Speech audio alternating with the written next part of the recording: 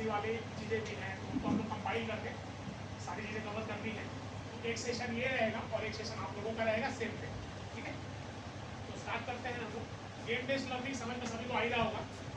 PPT just एक आजकल trend है कि पीपीटी चाहिए, इसलिए पीपीटी है, पीपीटी कुछ है नहीं। सबको पता है, सब लोग नॉलेजेबल लोग हैं, जानकार लोग हैं। बच्चों को पढ़ाना है, सो टेक्स्ट बुक का यूज करके बच्चों को पढ़ाना ठीक है, पढ़ाया ही जाता है, हम लोग यूज करते हैं वो मेथड बिल्कुल। लेकिन बच्चों को अगर इंटरेस्ट लाना है सब्जेक्ट में, अगर उनको इंटरेस्ट सब्जेक्ट को उनको इंटरेस्टिंग बना के देना है कि भाई ये सब्जेक्ट उसको पढ़ने का मन करे, तो उसके लिए उस सब्जेक्ट में गेम को जोड़ना हो।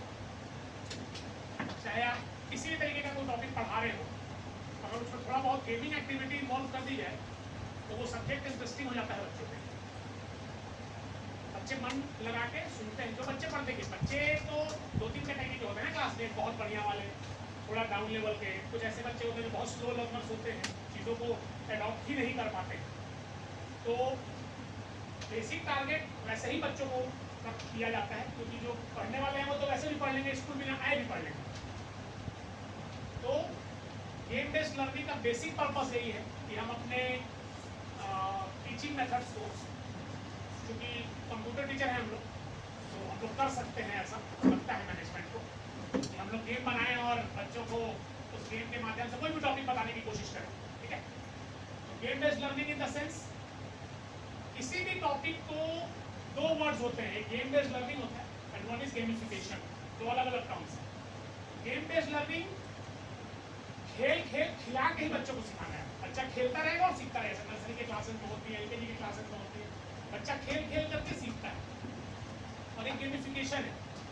Gamification in the sense topic उसके बुक का ही रहेगा, लेकिन उसका हम कुछ ऐसा एग्जाम्पल देंगे जो कुछ रियल लाइफ एक्टिविटी से बेस्ड हो और उस टॉपिक से रिलेटेबल भी हो। फॉर एग्जाम्पल, जैसे सपोज दैट कि हम लोग बच्चों को स्टोरेज डिवाइस पढ़ा रहे हैं, राइट। स्टोरेज डिवाइस में there are 2 types of storage devices, RAM and ROM, sorry primary and secondary memory, sorry my mistake, primary and secondary memory. Primary में रैम आता है। तो हम लोग बच्चों को सिखाना चाहते हैं कि ये जो काम हो रहा है, जो हम लोग ये जो चल रहा है, ये रैम पे चल रहा है। और जब चीजें स्टोर होती है परमानेंटली, तो वो हार्ड डिस्क पे जाकर के स्टोर होती है। तो बच्चों को ये कैसे समझा दे कि वो एकदम रियल लाइफ रिलेट करते हो, तो वो समझ जाए इस चीज को। तो आप लोगों में से कोई है जो बताना चाहेगा? आपके पास कोई ऐसा एग्जाम्पल हो? बस 2-3 हाथ नहीं, मैं चाहता हूँ कि सब लोग बोले, कुछ भी बोले, कुछ ना कुछ आइडियाज आए बच्चों को। सपोज दैट कि हमें प्राइमरी और सेकेंडरी मेमोरी का डिफरेंस समझाना है, बेसिकली रैम का और हार्ड डिस्क का। रोम का तो बहुत ज़्यादा रोल नहीं होता है, मेन तो रोल उसी का है, लेकिन अगर यूज़ करने की बात करी जाए तो कंप्यूटर ऑन होता है तो रैम ज़्यादा यूजफुल है और हार्ड डिस्क में सारा डाटा परमानेंटली स्टोर होता है। सिंपल सी बात है। बाकी रोम में तो दूसरी चीज़ें होती हैं, क्योंकि हम लोग जनरली बोलते हैं कि primary memory is temporary memory, लेकिन रोम भी तो है उसके साथ। रोम टेम्पररी कैसे हो सकता है? तो अभी तक किसी बच्चे ने मुझसे नहीं पूछा है ये बात, तो मैं अभी तक सेफ हूँ। मैं सोचता हूँ कि जब ये पूछेगा तो इसका जवाब कैसे दूंगा, ये भी आप लोग बताइएगा कि जब प्राइमरी में रैम ठीक है, वॉलेटाइल है, टेम्पररी है, कुछ भी है, ठीक है, प्राइमरी के साथ एक टर्म जुड़ता है कि टेम्पररी मेमोरी, और सेकेंडरी के साथ एक टर्म जुड़ जाता है कि वो एक परमानेंट मेमोरी। लेकिन रोम भी तो है प्राइमरी मेमोरी। अभी बस आई ना, आप ही लोग से पूछूंगा, इंटरैक्टिव थोड़ा वार्म अप हो जाए लगाए वो। तो रोम को साइड पे रखते हैं, रैम एंड हार्ड डिस्क को लेके चलते हैं। अब मुझे आप लोग बताइए कि रैम और हार्ड डिस्क पढ़ाना है बच्चों को तो कैसे पढ़ाया जाए। एक एग्जांपल है, ऐसे बहुत से एग्जांपल्स हो सकते हैं, लेकिन मैंने ये एक लिया है फिलहाल। तो कौन कौन बताएगा? पहले हाथ उठाइए। तो रैंडम किसी से पूछना मतलब भेदभाव खड़ा करना होगा, है ना। अब हाथ उठाने वालों से भी पूछना, भेदभाव खड़ा करना होगा कि बस उन्हीं से क्यों पूछा जाए। इसलिए मैं चाहता हूँ कि सबका हाथ उठ जाए, ताकि मैं सबसे 1 बाय 1 पूछ लूँ या जान लूँ, ये कहना ज़्यादा सही है। तो कौन कौन बताएगा? पहले हाथ उठाइए आप। मतलब कौन कौन तैयार है? चलिए इसको छोड़िए, कौन कौन तैयार है ये बताने के लिए? तो आप ही हाथ उठा देती, मैं आप लोग भी तो उठाए थे अभी, सर उठाए थे, सर उठाए थे। चलिए पहले आप बताइए। एक्चुअली अगर हम इसके लिए कंजेशन ब्लैक बोर्ड पे लिखते हैं और उसको रब कर दो। सर रैम अगर बच्चा कॉपी में लिखेगा उसके पास वो स्टोर होगा, तो वो हम हार्ड डिस्क के एग्जाम्पल दे सकते हैं। अगर हम बच्चों को ऐसे भी समझाते हैं फनी वे में कि तुम्हारा एग्जाम चल रहा है और तुम पढ़ के आते हो, सब तुम रैम में करके आते हो, एग्जाम हुआ तुम सब डिलीट कर लेते हो, कल दूसरा तुमको उसमें डालना होता है, तो परमानेंट आप रिवीजन नहीं करते हो, इसलिए ये टेम्पररी स्टोर होता है। जब उस चीज़ को तुम जाके क्लास से जाके घर पे रिवीजन करोगे तो तुम्हारे मेन स्टोरेज में स्टोर हो जाएगा, जो हमेशा के लिए रहेगा। तो तुम लोग रिवीजन किया करो। जैसे तुम सर क्या नाम है आपका? आलोक पहला ये है आपका ये सर पहली बार देखा होगा। तो अभी जैसे आपने बताया ना कि बच्चों को हम कहते हैं कि इतना पढ़ो कि तुम्हारे मेमोरी में हमेशा स्टोर रहे। अभी जब सर ये प्री वर्कशॉप मीटिंग हम लोग का हो रहा तो सर एक बहुत अच्छी बात बोले और बहुत कॉमन सी बात है, दिमाग में नहीं आती है। सर बहुत छोटी छोटी बातों को ऐसा ना आदमी ध्यान नहीं देता है। दो तीन चीज़ें हैं सर की जो मैं हमेशा मेरे दिमाग में बैठी हुई है। जैसे कभी मैं बताता हूँ तो ये हो रहा था, सर ने बड़ी सर ने कहा कि अगर कोई बच्चा 8th क्लास में पढ़ता है तो 8th क्लास में तो पढ़ ही रहा है, लेकिन अगर वो 7th क्लास के बच्चों को पढ़ा देगा दैट मीन्स ये समझ में आएगा कि वो 7th पढ़ के आएगा। ये सर ने कहा था। तो ये चीज़ मैं उसी दिन अडॉप्ट किया कि इस चीज़ को कोशिश करूँगा, मतलब कि मेरे क्लास के बच्चे अब जो भी जुड़े हैं मुझसे, अगर अपने जूनियर लेवल के बच्चों को पढ़ा पाते हैं या जूनियर लेवल को सिखा पाते हैं, दैट मीन्स आपने नॉलेज लिया। चाहे आप रट के लिए हो, जिसको भी हम लोग अवॉइड कर रहे हैं रोड लर्निंग, चाहे आपने जिस भी मेथड से लिया, अगर आप अपने जूनियर्स को पढ़ा पाते हैं that means you are knowledgeable. तो ये बात है। जैसे भी आपने एक एग्जांपल देना है, आप प्लीज आप बताइए। कैसे ना बैठ के बताइए सब।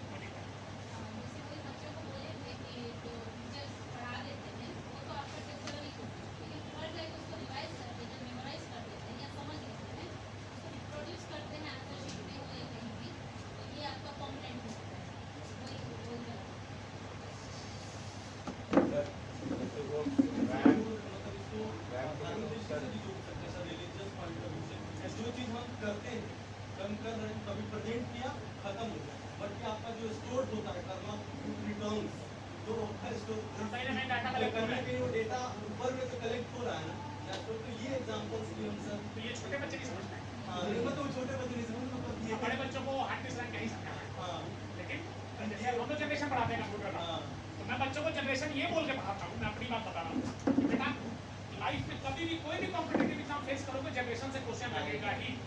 मैं ये कहता हूँ अपने बात बच्चों को, कम से कम इसी बहाने वो दो क्वेश्चन, मतलब कुछ है नहीं, 5 जनरेशन है, वैक्यूम ट्यूब ट्रांजिस्टर आईसी वगैरह वगैरह, ठीक है, लेकिन वो उसमें इंटरेस्ट नहीं लेगा, थोड़ा लालच देना पड़ता है ना। आजकल के जनरेशन में बच्चे क्या करते हैं, मोबाइल खेलना है, तो मोबाइल खेलने के लिए जो पेरेंट्स थोड़े स्ट्रिक्ट हैं, है ना, और सबको होना चाहिए, जो नहीं उनको भी होना चाहिए, वो बच्चों को हम शर्त रखते हैं कि बेटा इतना देर पढ़ोगे या इतना अच्छा रिजल्ट लाओगे या कुछ भी ऐसा करोगे तो तुमको ये हम 1 घंटा खेलने देंगे। ये तो शुरू से चला आता था, हम लोग खाना में कपड़ा खाता आता था, चाहे मिठाई खाने को मिलता था, चॉकलेट मिलता था, है ना, बढ़िया करोगे तो ये मिलेगा, है ना। लेकिन अब के बच्चों को सिर्फ मोबाइल चाहिए और बाकी खान पान कपड़ा लत्ता ये सब चीज़ तो आजकल सबके मतलब चीज़ें हैं, लोग कैपेबल हैं ये करने के लिए। लेकिन हम लोग जब स्टूडेंट हुआ करते थे तो ये चीज़ें भी मुश्किल हुआ करती थी। तो खुशी उसी चीज़ में मिलती है जिसको पाने में मुश्किल होता है ना। जिन चीज़ों को लोग आसानी से पा लेते हैं उसको कहाँ बोलते हैं ना कि जो मिल गया सो मिट्टी, वो नहीं मिला जो नहीं मिला वो सोना है, ऐसा कुछ विकास कीर्ति सर का लाइन नहीं है। सर आप भी बता दीजिए। एक एग्जाम्पल मैं देता हूँ आप लोग को, शायद रिलेट अच्छा लगे आपको। हो सकता है कोई भी एग्जाम्पल आप जो बोले सब सही है। अपने पेरेंट्स का नाम जो है वो हमेशा अपने मेमोरी के अंदर स्टोर करते हैं। बिल्कुल तो सेकेंडरी हो गया, बहुत लोगों से मिलते हैं लेकिन वो हाँ बिल्कुल बहुत अच्छे एग्जाम्पल। देखिए अब आते हैं हम लोग एक एग्जाम्पल जो मैं दिया हूँ अपने बच्चों को, क्योंकि मैं यहाँ पे ये नहीं कि ये सही ही है, आप लोग बताइएगा मुझे। लाइब्रेरी में जाते हैं बच्चे, तो लाइब्रेरी में जो बुक सेल्फ होती है, बुक सेल्फ में बुक स्टोर है सारा और वहाँ हमेशा स्टोर है, लेकिन उस बुक को पढ़ने के लिए हमको टेबल पे लाना पड़ता है, वहाँ से निकाल करके खोज करके ही है ना। उस बुक के नेम से उस बुक का जो भी कैटेगरी का बुक आप पढ़ना चाहें वो बुक की कैटेगरी का अलग अलग शेल्फ होता है। अगर वेल अरेंज लाइब्रेरी है तो वहाँ से बुक का शेल्फ से बुक लेके आना, उस टेबल पे बैठ के उसको पढ़ना। तो वो जो टेबल है वो है रैम, और वो जो शेल्फ है that is hard disk. Hard disk के जो डाटा होते हैं उनकी क्या खासियत होती है, they remain permanently in the hard disk till they are not modified by you. Modified means delete or whatever you want to do. आप उसका प्लेस चेंज कर दे, लोकेशन चेंज कर दे, वो सब आप ही करेंगे। तो उस शेल्फ में भी तभी तक बुक रहेगी जब तक उसको किसी ने निकाल के हटा ना दिया। ये हार्ड डिस्क के साथ बिल्कुल लागू होने वाली चीज है। देन रैम की बात करी जाए तो रैम हम लोग कहते हैं कि रैम बढ़ा लो स्पीड बढ़ जाएगा कंप्यूटर का, ऐसा कहा जाता है। ये फ्रीक्वेंसी ऐसा कुछ रैम का जो भी मेजरिंग टेक्निक्स है, तो या 16 GB 32 GB जो भी है, तो उस अकॉर्डिंग अगर हम लोग ये सोचे कि वो जो लाइब्रेरी वाला टेबल है उस टेबल को जितना बड़ा करेंगे उतना ज़्यादा बुक उस पर हम लोग स्टोर कर पाएंगे। ऐसे बुक तो बहुत सारे स्टोर कर पाएंगे, छोटी टेबल पे एक के ऊपर एक रख सकते हैं, लेकिन उसको हम यूज़ नहीं कर पाएंगे। तो जो मल्टीटास्किंग की बात आती है, तो मल्टीटास्किंग में रैम अगर ज़्यादा है तो ज़्यादा मल्टीटास्किंग कर पाएंगे, सिस्टम स्लो नहीं होगा, ज़्यादा से ज़्यादा प्रोग्राम्स को वो हैंडल कर पाएगा, राइट। तो ये कुछ बेसिक चीज़ें हैं। Game is teaching approach. वही मैं पूछा था, कोई खाना आना खाया हो अगर? आलोक सर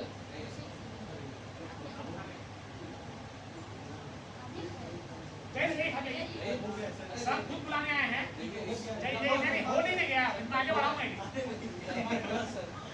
अरे ये थोड़ा सा मुझे उठा कर जाइए, ये ना एमटी का बात माना जाता है।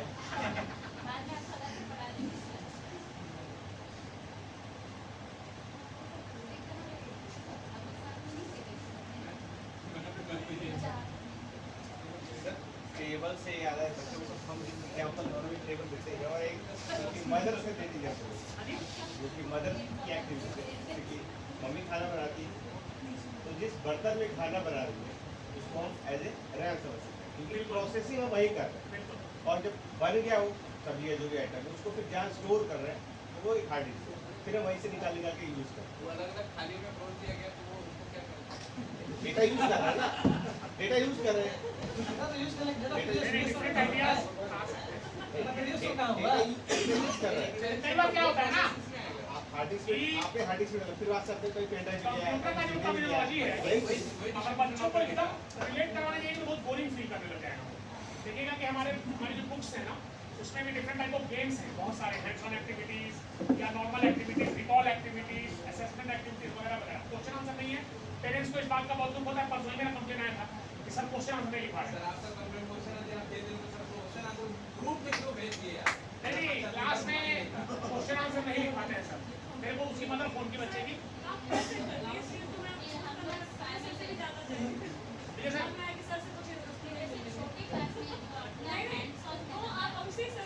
अच्छा बताइए नहीं आपने कहा ना कि मेरे साथ भी जानना चाहते हो सर।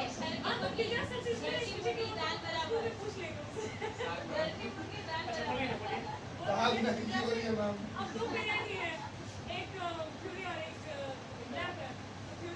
हमारे यहाँ तीन है, हमारे यहाँ तीन तो फिर ये है जूनियर में नहीं, मतलब फ्रॉम 3 ऑनवर्ड। नहीं तो 8 तक तो मैडम, अच्छा हाँ मैं तो भूल गया था, हम लोग तो 8 तक है ही ना, 2 तक तो बुक है नहीं, 3 दिन है अभी जिसमें कि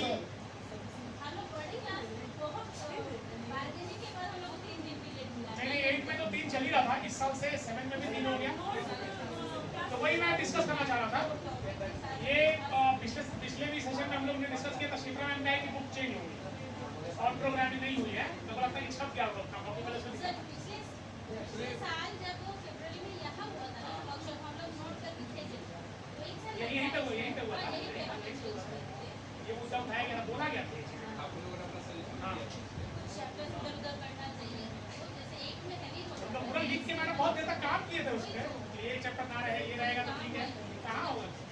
नहीं तो वो बुक्स वही रहे ये भी ठीक है, लेकिन मैम उसमें मैं देखता हूँ ना विंडो एक्सपी का एग्जाम्पल है, ये सब थोड़ा सा चीज़ है। अब हम लोग बच्चों को सिखा रहे हैं कि how to turn computer, free में फाउंडेशन चीज़ है और जानना भी चाहिए बिल्कुल। अब उसमें लिख रहा है टर्न, अब हम बच्चे को बोल रहे शट डाउन, हालांकि मतलब दोनों का सेम ही होता है, लेकिन होता है ना कि घर में मम्मी बोलती है बच्चा नहीं सुनता है, उसकी जो टीचर बोलती है उसके लिए वही ब्रह्मा की लकीर होती है कि नहीं सब बोले, गलत भी बोल देंगे ना। हमारे यहाँ के कुछ टीचर्स हैं जिनके बच्चे पढ़ते हैं, तो एक मित्र हैं मेरे, छोटे क्लास में नर्सरी में है, कुछ वो गलत उच्चारण कर रहा था घर पे, तो क्या होगा उसको? नहीं बोला नहीं ये चल रहा, आपको नहीं आ रहा। घर में बदमाशी कर रहा है, उसको खाली यही कहिए कि अपने आपके टीचर वीडियो कॉल कर देते हैं, उसका बदमाशी खत्म हो जाता है, वहीं पे तो रुक जाता है। बहुत बदमाश बच्चा है, तो टीचर का मतलब थोड़ा सा है रोल बच्चों के लाइफ में। तो गेम बेस्ड लर्निंग के लिए हम लोग थोड़ा सा 2-3 गेम्स का एग्जांपल लेंगे अभी, ठीक है। इस पीपीटी को मैं ज़्यादा इस सेशन को बोरिंग नहीं बनाऊंगा। पीपीटी अभी सब नीचे बोल रहे थे कि पीपीटी लोगों को लगता है कि ब्रह्मास्त्र है, नीचे ही बोल रहे थे पीपीटी लेके आओ, पीपीटी लेके आओ। अरे पीपीटी यहाँ होना चाहिए। तो खैर चूँकि जरूरी है थोड़ा सा इंट्रोडक्शन के लिए, तो मैंने जरूर क्रिएट किया है। और बहुत सारे एग्जाम्पल्स तो विजय सर ने भी दिए, काहूट वगैरह का नाम लिया था इन्होंने, है ना। और एक चीज़ इन्होंने और कहा गूगल क्लासरूम। अगर बाकी AI टूल वगैरह यूज़ कम भी करें या ना करें, तो गूगल क्लासरूम जरूर यूज़ कीजिए आप लोग। हम लोग मतलब एक बार काम करना पड़ता है उसके पास, आप अपना डाटा एक बार फीड कीजिए और उसका कोड बच्चों को टीचर एप्रिसिएशन देते रहिए। उससे क्या होगा कि व्हाट्सएप पे भी भेजने वाली चीज़ों से बचेंगे हम लोग, क्योंकि व्हाट्सएप का डाटा गैलरी में स्टोर होता है और PDF जा करके हाइब्रेड में स्टोर होता है, ये किसी को नहीं पता है। नहीं तो वो डिसअपियरिंग ऑल कीजिएगा, कभी भी होगा नहीं, वो दोनों के साइड से है ना, कोई कर दिया तो जो व्हाट्सएप का इमेज और वीडियो है वो तो गैलरी में मिलता है और बहुत कंफ्यूज करता है। इसलिए भी कंफ्यूज करता है कि आपने एक ट्यूटोरियल वीडियो या ट्यूटोरियल इमेज या ट्यूटोरियल कोई भी फाइल आपने सेंड किया, लेकिन वो बच्चा जब उसको खोजने गया तो उसको फैमिली फोटोज और दुनिया फोटो दिख रही है, तो वो डिस्ट्रैक्ट होता है और उसके बाद वो उसी को देखने लग जाता है। ऐसा बड़ों के साथ भी होता है कई बार। एक बड़ा बढ़िया जोक है कि मोबाइल निकाला टाइम देखने के लिए, टाइम नहीं देखा, फिर 10 रील देख के रख दिया, फिर बाद में टाइम नहीं देखा। हाँ, मोबाइल निकाला टाइम देखने के लिए, टाइम नहीं देखा, हाँ उसको देखते हैं टाइम नहीं दिया, फिर तो ये होता है, बड़ों के साथ भी होता है। रील देखने की जो समस्या है बहुत प्रॉब्लमेटिक है। हो सकता है कि आप एजुकेशनल देखते हैं, हो सकता है कि आप देखते हो, लेकिन इतने भाई क्वेश्चन ये है कि मैंने बच्चों को क्वेश्चन वगैरह तो है नहीं पूछते, तो उसको क्या लिखवाया जाए, कैसे किया जाए, कैसे चीज़ है। तो क्वेश्चन आंसर की बात करें हम लोग, आपका जवाब देता हूँ सर का है, तो मैं क्या करता हूँ पर्सनली, आप लोग भी बताइएगा जिसका बेस्ट होगा, हम लोग सब लोग अडॉप्ट कर लेंगे, क्योंकि हम लोग के पास तो 8 तक ही है हिसाब किताब। तो कहने का मतलब ये कि मैं जो करता हूँ कि मैं बच्चों को, चूँकि क्लासेज अभी इस साल से फ्री मिली है और हमेशा 2 रही है, तो उस हिसाब से भी माइंड में करना, लेकिन लोग चला रहे हैं तो थोड़ा बुक रीडिंग तो क्लास में मैं नहीं करवा पाता हूँ, मैं नहीं करवा पाता हूँ। और जो चीज़ें पढ़ाता हूँ, तो जो 3 क्लास के बच्चे हैं, तो सपोज दैट कि स्टार्टिंग में कोई एग्जांपल आ रहा है व्हाट इज कंप्यूटर मेमोरी या व्हाट आर आइकन्स, तो अगर कहीं देखिए क्वेश्चन लिखा रहता है व्हाट इज फाइल, ऐसा लिखा है बुक में भी, तो मैं उसको अंडरलाइन करवाता बेटा ये क्वेश्चन है, उनको मैं समझाता हूँ, पहले पूरा ब्रेन वॉश करता हूँ कि बेटा outside questions are not available. After finishing this chapter, each and every chapter has its own question and answers, but we have activities and which are based on practical only. But if you want to write question and answer, then all the question answers are given inside. So we have to read the chapter for this. तो chapter पढ़ना पड़ेगा, तो ये मजबूरी बनती है बच्चों की। हम लोग कहते हैं ना चैप्टर रीड करके, हम लोग कभी रीड करता है, कभी पढ़ेगा ही नहीं।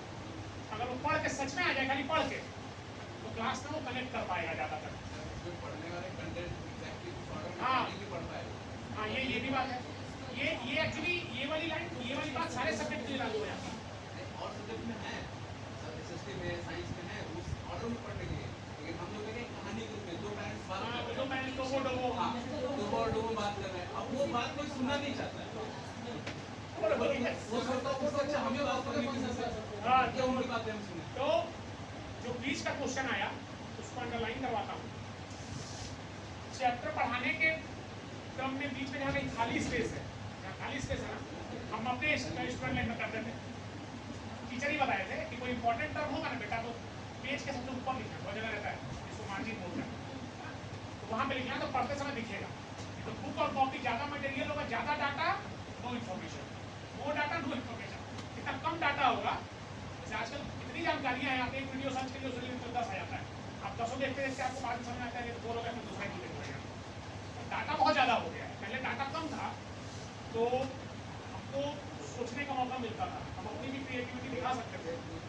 लेकिन अब तो इतने रिसोर्सेज अवेलेबल हो गए हैं कि आपका काम तो बिल्कुल हो रहा है, लेकिन अपने दिमाग का यूज करना कम कर दिए हैं और आने वाले दिनों में बिल्कुल शायद खत्म ही कर देंगे। एक बड़ा बढ़िया मैंने साइकोलॉजिस्ट का ये पढ़ा था, मौका मिलेगा तो शेयर भी कर दूंगा कि आने वाले 20 साल में हर घर में एक इंसान दिमागी रूप से पाया जाएगा, जो ट्रेंड अभी चल रहा है। ये किसी बढ़िया मैं रखा हूँ इस चीज़ को सेव करके, बात सही है, ये हो सकता है अपने ऊपर ही आदमी लागू करता है। खाली रहते हैं हम लोग भी तो जरूर देखते हैं, हर कोई मना नहीं करता होगा, जरूर देखता हूँ अपने सब्जेक्ट से रिलेटेड। आप देखते हो लेकिन देखते हो किसी भी सब्जेक्ट से देखें, लेकिन देखते तो क्वेश्चन आंसर की बात है तो क्वेश्चन आंसर बीच में जहाँ कुछ आया खाली स्पेस है वहाँ लिखवा दिया। जैसे एक्सटेंशन फाइल नेम है तो एक्सटेंशन फाइल नेम 3 दिया है हमारे में, क्लास 5 की बात करूँ एक एग्जाम्पल। तो जो कॉमन फाइल नेम्स है ना वो सब, और उसी में आगे कंटिन्यू कर, उसी में पूरा नीचे खाली है उसी में आगे कंटिन्यू करवा देंगे, ठीक है। उसके बाद जो बोल्ड लेटर में वर्ड्स है वो इतनी अच्छी बनाई गई है कि कुछ नहीं करने की इनसाइड बॉक्स आप इसमें करते हैं इसमें हाँ? इनसाइड हाँ, बॉक्स लेकिन बोल्ड वाला जो है ना, बिल्कुल मैंने बच्चों को कहा है चैप्टर के इनसाइड में ही आपको सारा क्वेश्चन आंसर मिलेंगे। बुक जो मैनेजमेंट या जो भी सिलेबस में वही पढ़ाना है। हम लाख कितना भी ज्ञानी हो, कितने भी बेवकूफ हो, हमको लेके उसी बुक पर चलना है। तो उसी को क्यों ना अडॉप्ट करके उसी को बेस्ट बनाने की कोशिश की जाए। होते हैं ना कि जो अगर बदल नहीं सकते हो तो अपनाना ही समझदारी है, राइट। तो जो बोल्ड लेटर वर्ड्स हैं या बोल्ड लेटर सेंटेंसेस हैं उनको अंडरलाइन स्पेशली करवाता हूँ। और एक चीज़ करता हूँ, शायद आप लोगों को ठीक ना लगे, जो क्वेश्चन एग्जाम में ज़्यादा आते हैं ना प्रीवियस प्रैक्टिस, तो उनको मैं वहाँ पे इंपॉर्टेंट भी लिखा देता हूँ पढ़ाते समय। एग्जाम नहीं हुआ है लेकिन इसको इंपॉर्टेंट लगा लो। नहीं दूंगा थोड़ी मैंने जो मैं कह रहा हूँ, जो प्रीवियस प्रैक्टिस से जो इम्पोर्टेंट, हाँ जैसे क्वेश्चन पढ़ा, नहीं ऐसा नहीं, VBI नहीं, ये इसको अंडरलाइन कर लो इम्पोर्टेंट। ये मतलब मैं बोला तो डिसाइड हो सकता है एक और बोलेगी और क्वेश्चन आने पड़ते हाँ यार तो ये तो कहना ही है कि बुक चैप्टर पूरा पढ़ना है, लेकिन ये बेटा जनरल नॉलेज के लिए भी जरूरी है। सपोज है कि पार्ट्स ऑफ कंप्यूटर, तो इसी तरीके से और कभी छोटे बच्चों के लिए नॉर्मल पॉइंट जैसे कि keyboard is an input device, it is used for typing. अब वो क्वेश्चन ही लिखना चाहता है, दिक्कत ये भी है, उसको क्वेश्चन ही चाहिए। आप तो इसको ऐसे याद व्हाट इज वही कह रहा हूँ ये अब बच्चे को नहीं मतलब है। हम एग्जाम जो लेंगे, हमारा एग्जाम मैक्सिमम क्वेश्चन भी बनता है तो उसी टाइप का बनता है कि भाई बच्चे को ज़्यादा लिखना ना पड़े, क्वेश्चन हो भी तो प्रैक्टिकल बेस्ड हो। जैसे right the step to create a folder, बच्चा कर रहा है वो नॉर्मली हो सकता है कि वो ग्रामेटिकली मिस्टेक्स कर भी रहे, लेकिन अगर हमको वो उसका जो आउटपुट है सही मिल रहा है कि फोल्डर क्रिएट कैसे करते हैं, राइट क्लिक करते हैं, न्यू करते हैं, तो ठीक है। थोड़ा बहुत ग्रामेटिकल मिस्टेक कंसिडरेबल है, सीबीएसई का वो स्पेलिंग मिस्टेक नहीं होना चाहिए, मतलब गलत ना लिखा हो तो हम लोग थोड़ा अंडरलाइन करके मार्किंग करते हैं। मतलब ये तो समझते हैं कि बच्चा पकड़ लिया बात, इसलिए ना असेसमेंट किया जाता है कि कौन बच्चा कितना जानता है। जो हम लोग रूब्रिक्स वगैरह का जो ये सब करते हैं, जो बहुत बेस्ट है उसको बेस्ट में मार्क मिलेगा। उसमें भी जो स्टेप वगैरह आगे पीछे कर दिया, लिखना सब कुछ ठीक है, लेकिन स्टेप वगैरह आगे पीछे किया तो फिर थोड़ा सा परेशानी।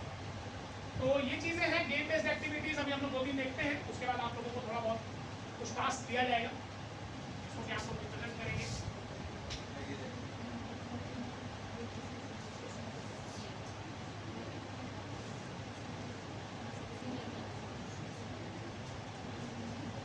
ये जो गेम है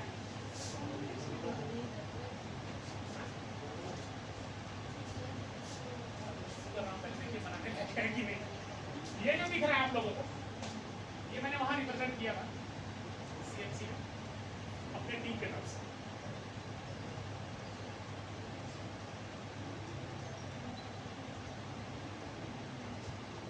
देखने से पता लग रहा होगा क्या, स्पिन व्हील गेम है।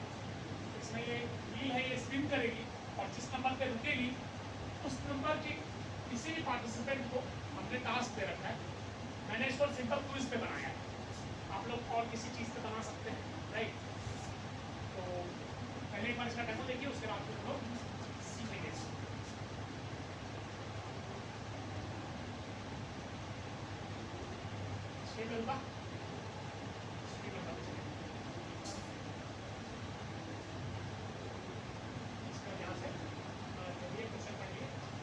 इसको और ज़्यादा इंटरेक्टिव बनाया जा सकता था। राइट वाले क्वेश्चन का नंबर क्रिएटिविटी पे डिपेंड करता है सारा।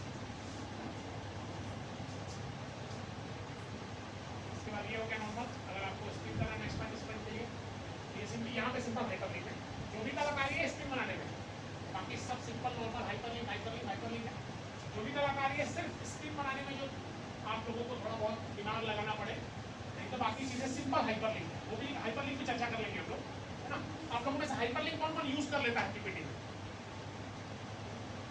हाइपरलिंक, एक्शन, ये सब चीज का कौन कौन यूज कर लेता है? क्या पाइथन सब मैं जानता ही हूँ, मैं आते ही उनको मैं देखा दिख नहीं रहे हैं ऐसे सर नीचे करके मैं ध्यान पड़ा रहे हैं। आप वही बैठे थे पिछले बार भी आए थे, पिछले बार भी वही बैठे थे, उसका फेवरेट सीट है। सबका सीट बदल गया है, आप उधर बैठे थे। तो ये जो स्पिन व्हील है समझ में आ गया होगा कैसा है। बस इसको प्ले एंड पॉज है, यहाँ से प्ले किया, ये बटन है प्ले एंड पॉज का, सिंगल बटन है, बस सिंबल बना हुआ है सो दैट कि पता चलता रहे कि उसी बटन को प्ले एंड पॉज हो रहा है। और इसको यहाँ पे बस क्लिक किया, ये रुका, और जिस भी नंबर पे रुक रहा है 10 नंबर पे रुक रहा है, 10 नंबर पे रुक गया, क्वेश्चन आ गया। अब हम कर रहे हैं यहाँ से एग्जिट करेंगे तो यहाँ पे आंसर भी है इसके साथ। हाइपरलिंक का यूज किया सिंपली और कुछ नहीं, बस वो स्ट्रिंग को बनाना, घुमाना, रोकना, ट्रिगर वगैरह का यूज हुआ है, अभी सब डिस्कस कर लेंगे। यहाँ पे आंसर देखना है, आंसर क्या है, आंसर आ गया, फॉर्म बड़ा हो गया, और लास्ट में फाइनली कई जगह पे एग्जिट यूज हुआ है, लेकिन एक बार एग्जिट करिएगा फिर से दिखा। जो हाइपरलिंक नहीं जानते हैं उनके लिए है, अगर जानते हैं तो वो समझ ही नहीं होगा। जैसे सपोज दैट कि यहाँ पे मैंने एग्जिट किया तो गेम स्टार्ट हो रहा है, तो यहाँ पे एग्जिट करेंगे दैट मींस हमको गेम खेलना ही नहीं। क्लिक किया, एक बार और मैंने स्पिन किया, रोक लिया,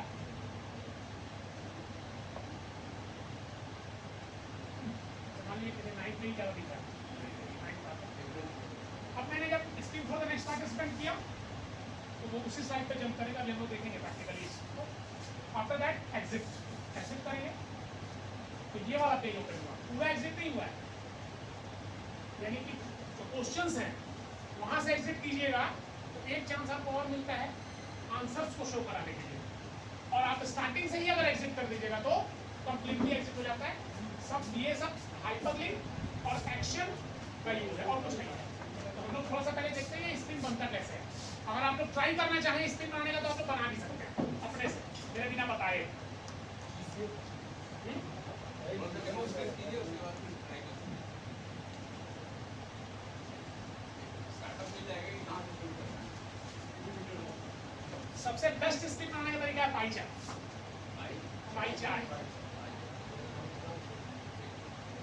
पाई चार्ट का यूज करके एक फुल फ्लेजेड स्पिन आप बना सकते हैं। तो मैंने 12 नंबर्स लिए, और भी नंबर्स ले सकते हैं, लेकिन ब्लॉक को फॉलो करते हुए 12 लिया मैंने। तो छोटा सा मैं इनिशिएटिव देता हूँ, आप लोग कुछ आइडिया लग जाएगा। तो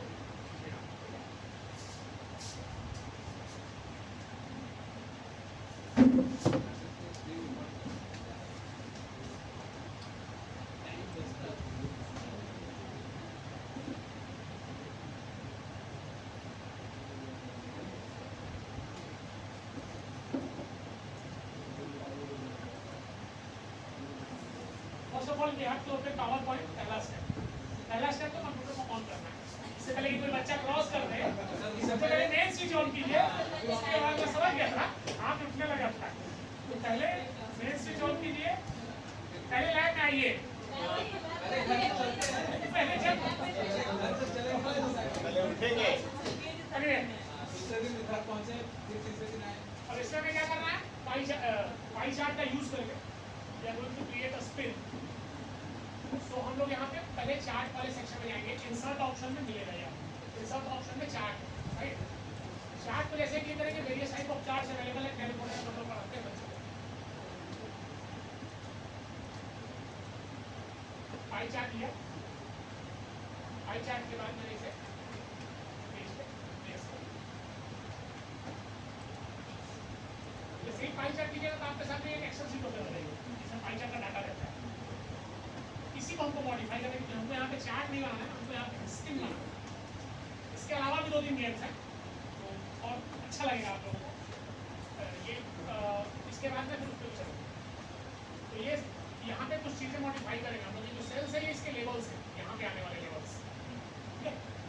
तो हम ये कितने सेक्शंस में, टोटल 4 सेक्शंस हैं, उसको हमें 12 सेक्शंस में डिवाइड करते हैं, राइट। 12 सेक्टर में, सेक्टर।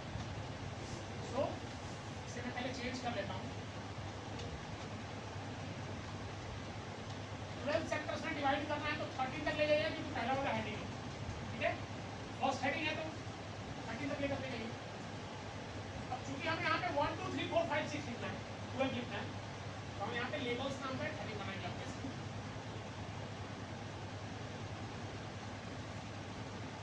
और यहाँ पे सिंपली मैंने 1 लिखा। इस बार भी ड्रैग करेंगे, लेकिन कंट्रोल को प्रेस करके ड्रैग करेंगे, सो दैट वो काउंटिंग में कन्वर्ट हो।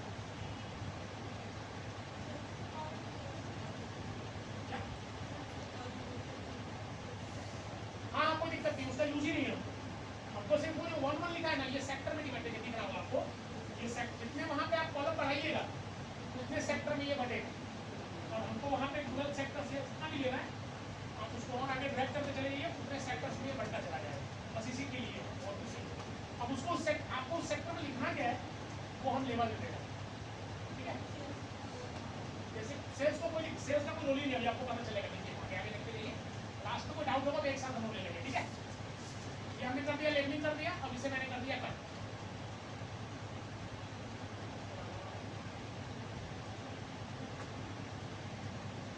ये सेल्स का हम लोगों का कोई काम नहीं है, तो इसको हटा दीजिए, जैसा कि मैंने कहा था। इसके बाद इसे भी हटा दीजिए।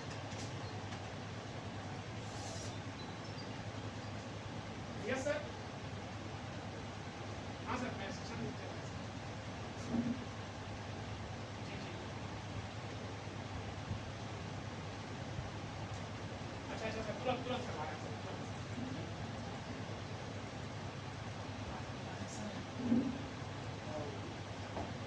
एक मिनट दीजिए। हाँ,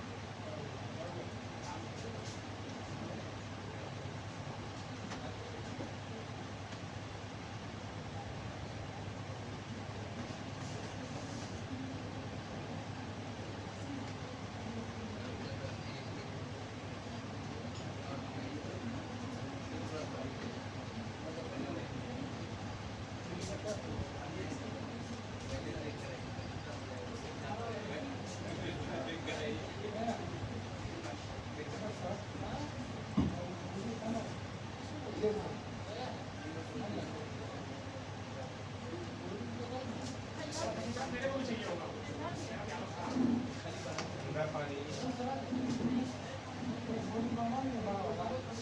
सेल्स और लीजेंड्स हमने डिलीट किया है।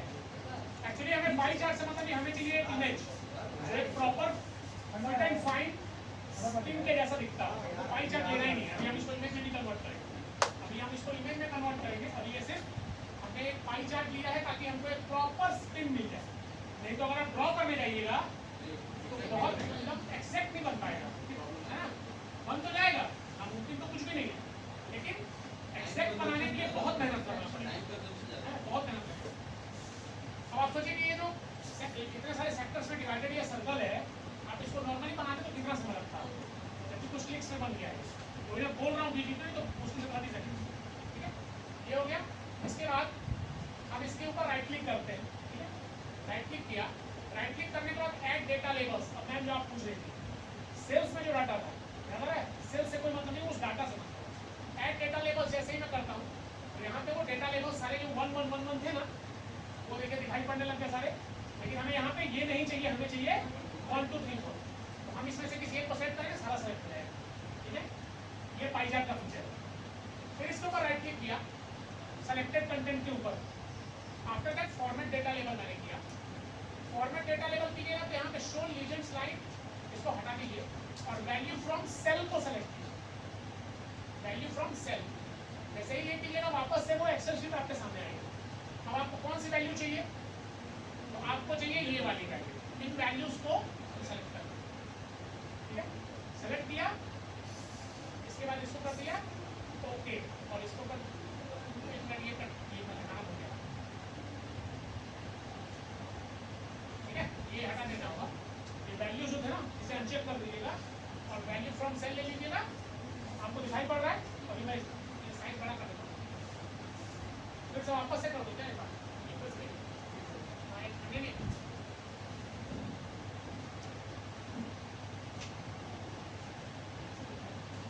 राइट क्लिक किया, ऐड डेटा लेबल पे गया, 1 आ गया, फिर राइट क्लिक किया, फॉर्मेट डेटा लेबल पे गया। फॉर्मेट डेटा लेबल के बाद आपका ये फॉर्मेट डेटा लेबल वाला बॉक्स ओपन होगा, राइट? आफ्टर दैट आप यहाँ से वैल्यूज को अनचेक करेंगे और वैल्यू फ्रॉम सेल लेंगे। जैसे ही वैल्यू फ्रॉम सेल लेंगे वही वाली सेल खुलेगी जहाँ पे हमने अभी कुछ एंट्रीज करी थी। और इसको साइज को लार्ज करिए और यहाँ से इसको ड्रैग करने के बाद इसको करिए ओके। आप देख सकते हैं कि 1 से लेकर के 12 तक डाटा यहाँ पे आ चुका है, ठीक है? अब इसे कर दिया क्लोज, इसका कोई काम नहीं है। अभी तक तो ये पाई चार्ट है, ठीक है? थोड़ा सा इसका फॉर्मेटिंग कर लेते हैं इन चीज़ों को, और बोल्ड इटैलिक अंडरलाइन वगैरह जो भी जरूरत लगे। तो साइज यहाँ से थोड़ा इंक्रीज करते हैं, फॉन्ट्स को भी चेंज कर लेते हैं।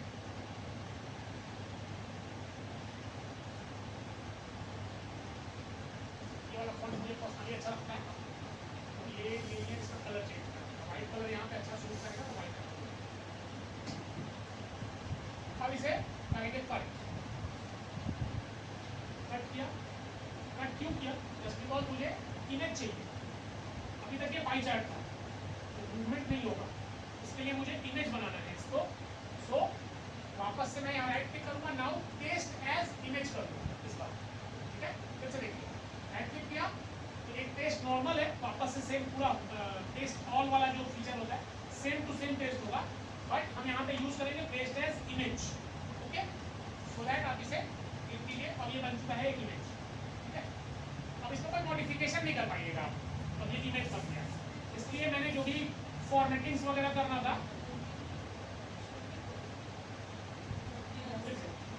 कट किया था,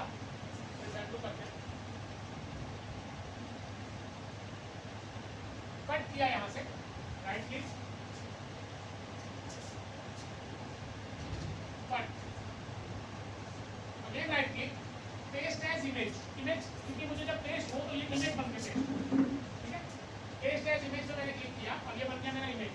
लेकिन अभी ये बहुत सारे एरिया को कंज्यूम करके रखा है। मतलब अगर इसको एक्चुअली हम सोचें एक कंप्यूटर टीचर के नाते, तो ये कभी रेक्टेंगुलर फॉर्म में है जिसमें सर्कल पुट किया होगा, तो हमें सर्कल चाहिए, हमें मूव कराना है ना, इसको रोटेट कराना है। तो हम इसको पहले सर्कुलर फॉर्म में क्रॉप करेंगे, राइट? क्रॉप करने के लिए क्या करेंगे? सिंपल सा मेथड है, इसे सेलेक्ट करने, सेलेक्ट है ही, सेलेक्ट करके रहिएगा। सेलेक्ट करने के बाद go to the format menu, choose the crop option, crop to shape, crop to shape, crop to shape पे जाइए। हमें किस फॉर्म में करना है वो शेप चूज कीजिए। After that again go to crop and aspect ratio 1:1, ठीक है? अब क्रॉप करने के लिए इसे हमें इस क्रॉपिंग हैंडल को हमें यहाँ तक ले आना है। इसके लिए जो एकदम स्मूथ हो, आप लोग मुझे बताइए कि एक छोटा सा क्वेश्चन पहले उसका जवाब दीजिए, उसके बाद कंटिन्यू करते हैं।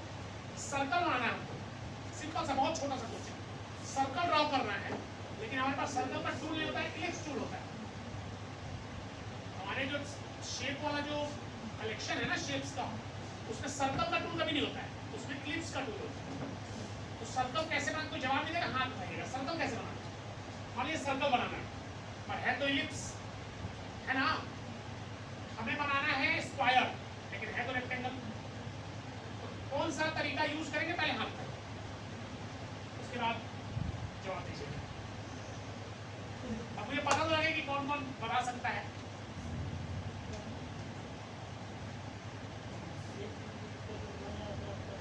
नहीं, ऐसे बताना नहीं है, गलत या सही कुछ भी। ताली तभी बजेगा जब बताइए मैम।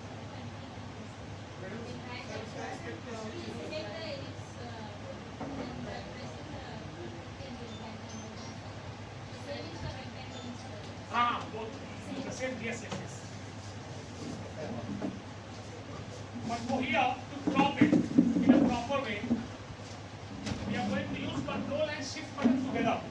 एक साथ यूज करेंगे so that ये प्रॉपर सर्कुलर शेप में क्रॉप होगा, राइट? कंट्रोल और शिफ्ट बटन मैंने एक साथ प्रेस किया, एकदम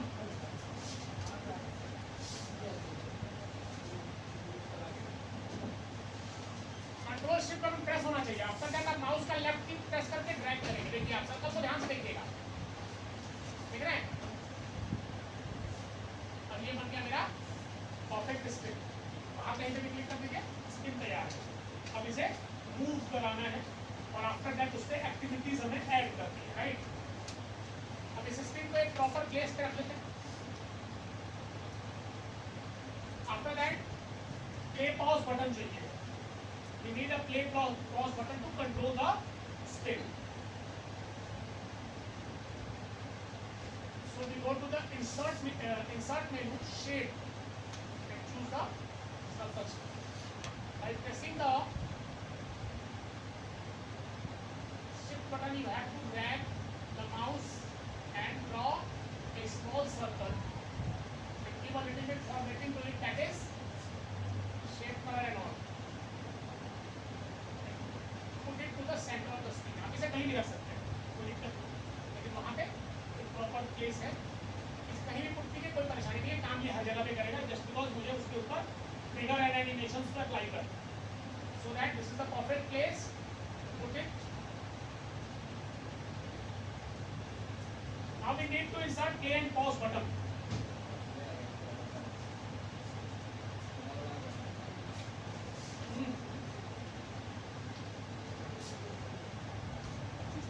play and pause button insert कैसे होगा, कौन बताएगा? प्ले पॉज का बटन चाहिए। कहां से? और शेप के अंदर डालना है। चलिए ये क्लू दे दिए। सिंबल कौन बोला? Symbol is right answer. Symbols का यूज करके we are going to insert play and pause button. In Webdings करके फॉन्ट आता है, वेक्टिंग्स फॉन्ट का स्टाइल है। हर एक फॉन्ट में A to Z रहता है, 0 to 9 रहता है, पर कुछ ऐसे फॉन्ट स्टाइल्स हैं जिनके अंदर different type of symbols and different, जैसे बारकोड का एक फॉन्ट आता है, ये आप लोगों को शायद पता होगा। बारकोड जो हम लोग बनाते हैं, सिंपल बारकोड अगर आप वर्ड या पावर पॉइंट में बनाना चाहें तो बारकोड का एक फॉन्ट ही आता है। आप डाटा लिख दीजिए नॉर्मल और उसका फॉन्ट चेंज कर दीजिए, तो वो फॉन्ट चेंज हो गया, बारकोड बन गया।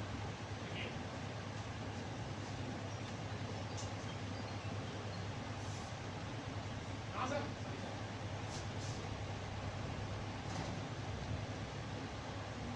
अच्छा सर भिजवा रहे हैं। जी जी जी जी जी भिजवा रहे हैं। आप किस जगह हिंदी या हिंदी संस्कृत में होना चाहिए? ठीक है सर, हम करवा रहे हैं।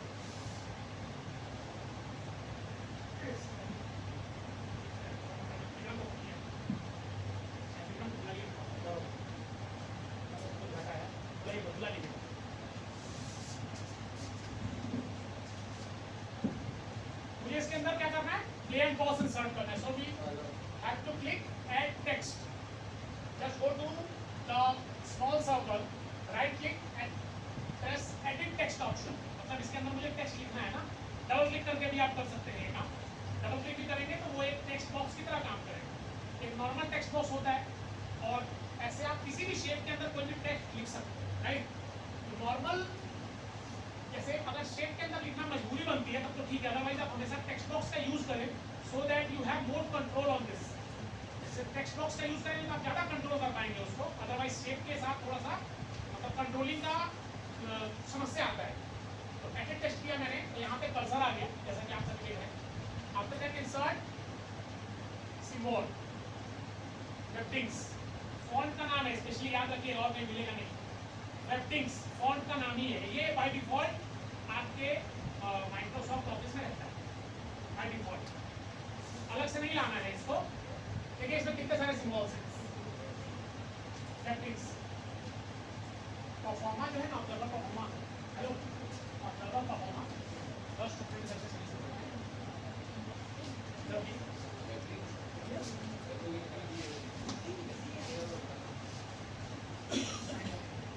day 1 day 2 day 1 morning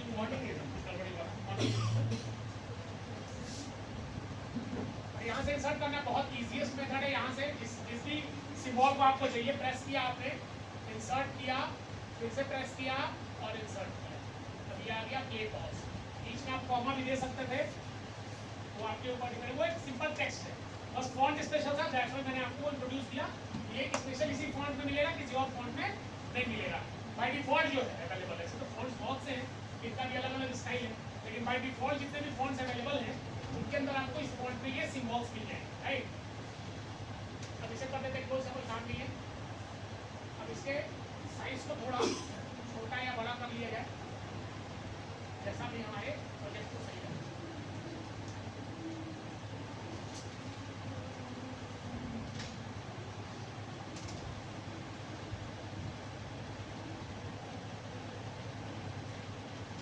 start करेंगे एनिमेशन।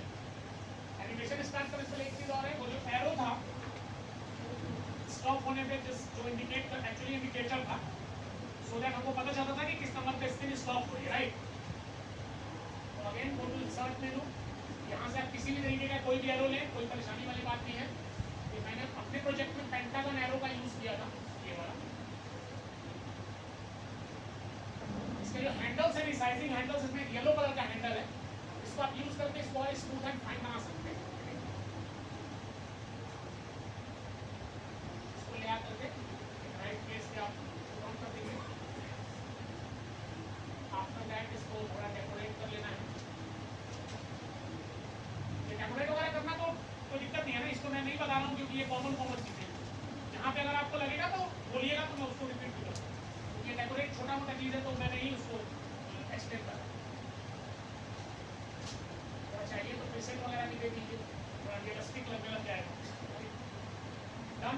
अब मुझे करना है इसको स्पिन, सो दैट अब हमारे पास टोटल कितने शेप्स हैं? 3। एक वो बड़ा वाला स्पिन, एक ये बीच वाला सर्कल, और वो एक एरो, ठीक है। तो हम इसको अब स्पिन कराएंगे। तो सबसे पहले इसको लेंगे, सेलेक्ट कर लेंगे। आप सभी को पता होना चाहिए कि किसी भी तरीके की कोई भी activity if you want to perform, you have to select that particular text और you have to select the image, so that you are able to modify it, right? So first of all we have to select the spin where we want to put the animation, because here spin is the only content which is going to move, okay? बाकी ये ना circle बीच वाला move होने वाला है, वो तो control करने के लिए स्विच है वो, और उसका काम है इंडिकेट करना। सिर्फ मूव में एक ही चीज होगी जिसका नाम है spin, right. Go to the animation tab, select emphasis animation spin, okay? emphasis में ध्यान रखिएगा, entrance exit emphasis motion path miscellaneous, different type of animations होते हैं। इन सारे animations का अपना अलग अलग रोल है। entrance in the sense how you want to enter the content into the slide, emphasis at present in the slide which type of animation you want, or exit how the content exit from the slide, ये चीजें, right? motion path if you want to move the content in a particular path, अगर किसी particular path में आप उसको movement देना चाहते हैं, जैसे आजकल बहुत सारे कार्टून एक्टिविटीज बनते हैं। हाँ, एक मोहन नाम का लड़का था, अपने फ्रेंड से मिलने गया, तो उसके लिए देखिएगा वो एक कार्टून ऑब्जेक्ट होता है और उसको एक पर्टिकुलर पाथ में मूव कराया जाता है, तो वो मोशन पाथ की वजह से होता है, राइट। मैंने इसे स्पिन एनिमेशन दिया है, बट स्पिनिंग का स्पीड जो है वो थोड़ा सा स्लो हो रहा था, सो दैट यहाँ पे हम टाइम को कर देते हैं कम। यहाँ से एनिमेशन, एनिमेशन टाइम नहीं रहना है। जैसे ही आप एनिमेशन को सेलेक्ट करेंगे, just at the right side you get the duration. इसके ड्यूरेशन को आप कम कर लीजिए अपने हिसाब से, थोड़ा फास्ट मूवमेंट हो, सो दैट मैं इसको 50 सेकंड्स कर रहा हूँ, राइट। 0.1 हाँ, 1 सेकंड से थोड़ा कम। अब इसको हम थोड़ा और मॉडिफाई करेंगे। इसको मॉडिफाई इस सेंस में करेंगे, जैसे ही ये स्पिन होगा, देखिए स्पिन होता है, अभी कुछ भी नहीं है, बस ये स्पिन होने लगता है। कहीं भी क्लिक करूँगा स्पिन होगा, कहीं भी क्लिक करूँगा स्पिन होने लग जाएगा। एक बार स्पिन हुआ खत्म। लेकिन अभी मुझे इसको चाहिए कि जब तक मैं ना चाहूँ तब तक ये स्पिन होता रहे, जब मैं चाहूँ तभी स्टॉप हो। ये सारी चीज़ें कंट्रोल करनी है मुझे, right. So that go to the animation and select the animation pane, so that you are able to modify the applied animation, right? तो एनिमेशन आपने अप्लाई किया, उसको मॉडिफाई कर पाएंगे जब आप एनिमेशन पेन को सेलेक्ट करके ओपन करेंगे। जैसे मैंने अभी एक सिंगल एनिमेशन अप्लाई किया है, तो एक सिंगल एनिमेशन वहाँ पे आपको दिखाई पड़ रहा है, right. Just click over here, look at the place where I am going to click, go to the effect option, select timing and repeat। Looping तो सभी को पता है, लूपिंग ना बस कुछ उसी टाइप का। select repeat, and when we want to repeat, how much we want to repeat until next click. यानी जब तक मैं क्लिक ना कर दूं तब तक ये घूमता ही रहे. और ये क्लिक किस चीज को समझ पा रहे हो तो मुझे क्लिक इसे करना है. इस बटन को मुझे क्लिक करना है तभी ये स्टार्ट भी होगा. इस बटन को मुझे क्लिक करना है तभी ये स्टॉप भी होगा. यही मेरा मेन पर्पस है. आफ्टर दैट हम एक्टिविटीज ऐड करेंगे, वो अलग बात है. Until next year. आपने इसे ओपन किया, स्टार्ट कर दिया, अप्लाई कर दिया, राइट. अब मुझे ये चाहिए कि अब इसी प्लेस पर मैं जब इसे प्ले करूंगा ना, मैं कहीं भी क्लिक कर दूंगा घूमने लग जाएगा, जो कि मैं नहीं चाहता हूँ. मैं चाहता हूँ ना उस बटन पे क्लिक करूँ. तो अब मुझे उस बटन के साथ ट्रिगर अप्लाई करना होगा. Trigger in the sense to control the animation, to control the things on your slide, some special situations, some special features are given so that you are able to control by using the trigger feature. How you are able to use the trigger? Just look at this.